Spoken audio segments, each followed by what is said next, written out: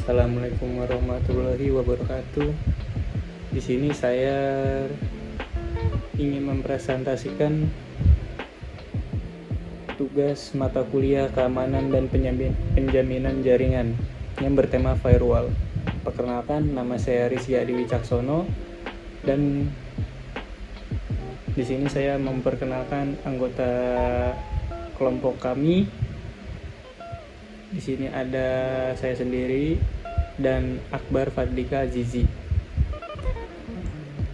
Langsung saja saya ke bagian penjelasan. Apa itu firewall? Firewall adalah sistem keamanan jaringan komputer yang mampu melindungi dari serangan virus, malware, spam, dan berbagai jenis serangan internet lainnya. Dapat dikatakan juga bahwa firewall merupakan perangkat lunak untuk mencegah akses yang dianggap ilegal atau tidak sah dari jaringan pribadi atau private network. Sehingga tugas utamanya dari firewall sendiri adalah untuk melakukan monitoring dan mengontrol semua akses masuk atau keluar koneksi jaringan berdasarkan aturan keamanan yang telah ditetapkan. Fungsi firewall: 1. Untuk melindungi data dari serangan hacker. Jika Anda sering mengakses internet dan tidak mengontrol aktivitas lalu lintas Anda, maka semakin besar peluang Anda untuk terkena peretasan data yang dilakukan oleh hacker untuk mendapatkan informasi penting milik Anda. Untuk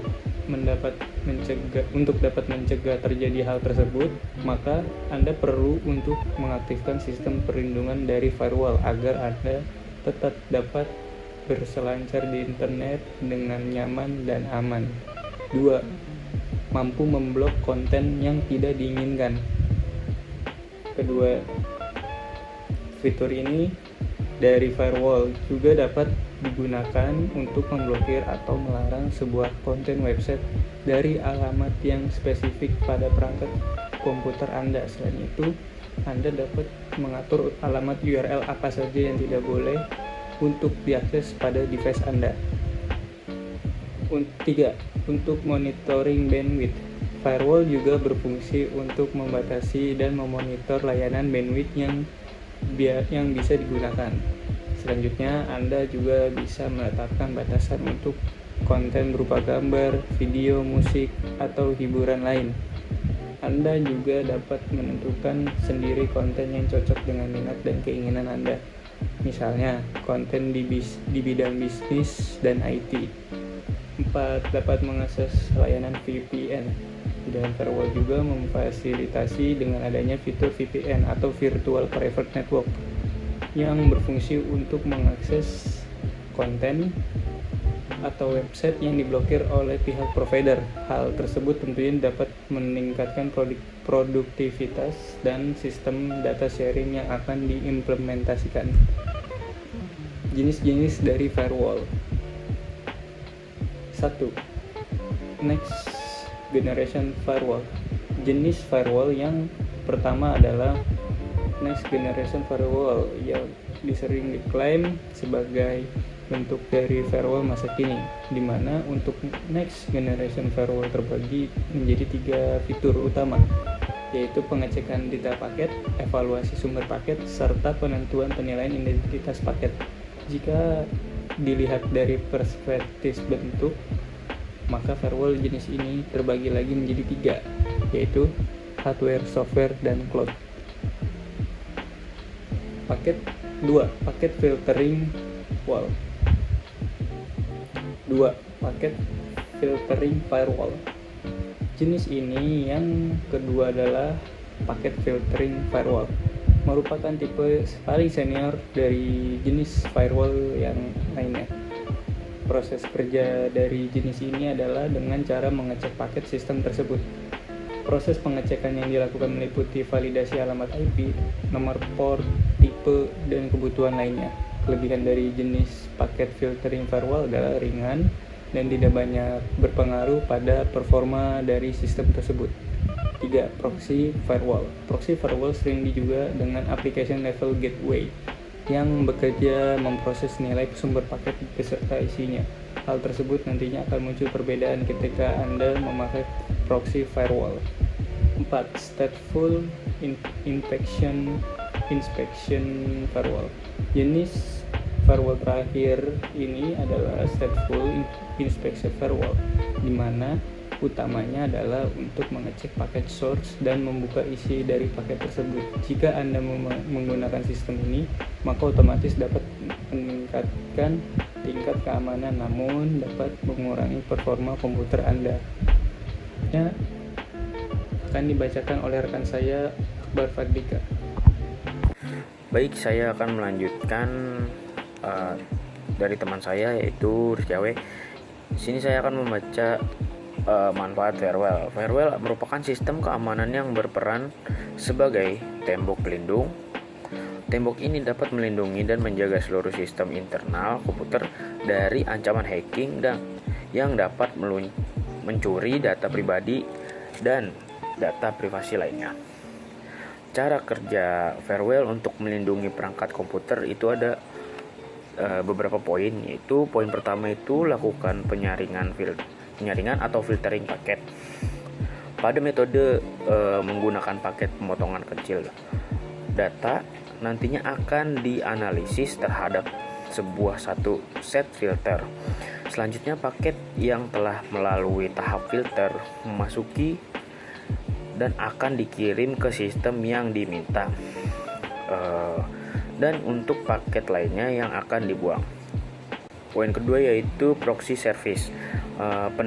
Pendekatan metode selanjutnya yaitu menggunakan proxy, di mana informasi di internet akan diambil oleh firewall dan kemudian akan dikirim menuju sistem yang diminta.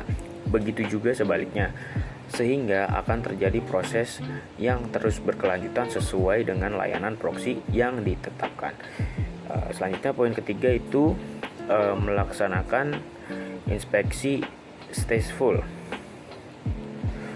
Metode terakhir yang dibilang cukup baru, di mana sistem tersebut akan membandingkan bagian kunci tertentu dari paket dengan basis data informasi terpercaya, di mana informasi dari firewall tersebut akan menentukan secara spesifik terkait karakteristik yang nantinya menghasilkan kecocokan yang masuk akal.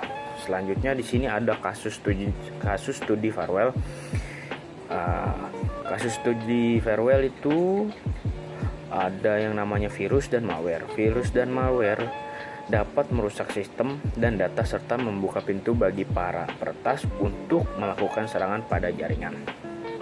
Dan di sini ada beberapa poin juga untuk kasus studi firewall. Yang pertama itu pemeriksaan terlebih dahulu.